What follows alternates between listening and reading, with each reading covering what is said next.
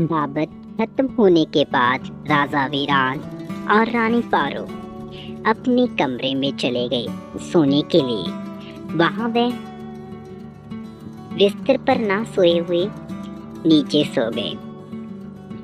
अचानक जब वे सोए हुए थे तब रानी रिम, देखो तो सही इस लैला मजनू को, कैसे दोनों एक साथ पड़े हैं यहाँ।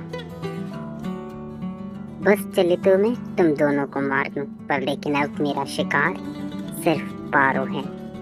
रानी रेमदा अपने हाथ में चाकू लिए रानी पारो को मारना चाहती थी, इसीलिए वो धीरे धीरे राजा वीरान और पारो की ओर बढ़ती है और अपने हाथ में से तीर निकालकर रानी पारो को मारने लगती है। पर लेकिन रानी पारो को 2 बार तीर लगकर राजा वीरान तीसरी बार उठ जाता है। अंधेरे में कुछ नहीं देखता तो रानी रेमदा भाग जाती है। उसके पीछे पीछे राजा वीरान भी भागता जाता है कि कब तक वह भागेगी। राजा वीरान पीछे से बोल मारता है, कौन हो तुम, बताओ मुझे, कौन हो, भाग क्यों रही हो। राजा वीरान के पीछे पीछे और रानी रेमदा आगे आके राजा वीरान के पीछे सेनापति राहोत भी आ जाता है। रानी रेमदा उसे चकमा दे देती है और राजा वीरान फिर भी भागता रहता है।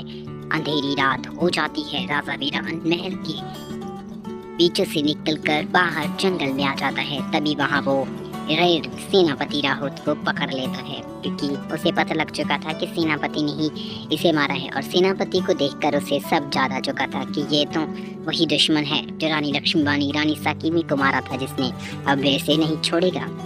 तो वह अपनी तलवार निकाल कर उसे जख्मी कर कर उसे मौत के घाट उतार देता है। उसकी मौत हत्या कर देता है। रानी रेमदा भी वहीं थी। रानी रेमदा बोल रही थी, मारो इसे वीरान, मारो इसे, खत्म कर दो, खत्म कर दो। सेनापति राहोत मर जाता है, उसकी मृत्यु निश्चित होती है, उसका अंत हो जाता है।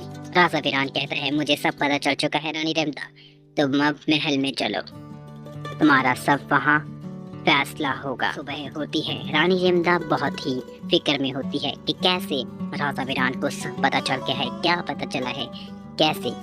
रानी रेमदा सोचती है कि मैं अपनी गलती पहले ही माफ कर लेती हूँ, अपने आप ही ये सब कह लेती हूँ कि मैंने ही ये सब कुछ किया है। उधर जब पारो को दाई के पास ले जाया गया तो उसके बेटे की बच्चे की मृत्यु हो गई थी। पारो तो बच गई थी, पर लेकिन पारो के पेट में पल रहा बच्चा मर चुका था। सुबह होती है तो राजा वीरान और पारो रानी रेमदा को महल में दरबार में बुलाते हैं। ईरान के महल में दरबार लगता है। यहाँ रानी रेमदा को कैदी की ओर सजा सुनाई जाती है। तभी रानी रेमदा सब कुछ कबूल करने का हक रखती है कि मैं सब कुछ कबूल करती हूँ। तो रानी रेमदा अपने शब्दों में बताती है कि उसने क्या, कैसे और ये सब क्यों किया। राजा वीरान उससे यही सब पूछता है कि तुमने क्यों और कैसे ये सब किस लिए किया, तुमने मेरे बच्चे को मारा है, क्यों मारा है। तो रानी रेमदा कहती है, मुझे माफ कर दो राजा वीरान, मुझे माफ कर दो पारो, मुझे माफ कर दो, ये सब मैंने ही किया है, मैंने किया है ये सब, मैंने रानी लक्ष्मीबानी को मारा है। मैं तुम्हें मारना चाहती थी, पर लेकिन मैं तुम्हारे भुलेखे में रानी लक्ष्मीबानी को मार बैठी। जो तीर तुम्हें लगना चाहिए था वो रानी लक्ष्मीबानी को लग गया। वहाँ भी जब रानी साकिमी को मौत आई थी तब भी वो तीर तुम्हें लगना चाहिए था, पर लेकिन रानी साकिमी को लग गया। 2 बार तुम मरते मरते बच चुकी हो, पर लेकिन अब मैं ऐसा कुछ नहीं करना चाहती, क्योंकि मैं तो तकल्लुफ हो चुकी हूँ, मुझे सजा चाहिए, मैं सजा की हकदार हूँ। मैंने बहुत बड़ी गलती की है।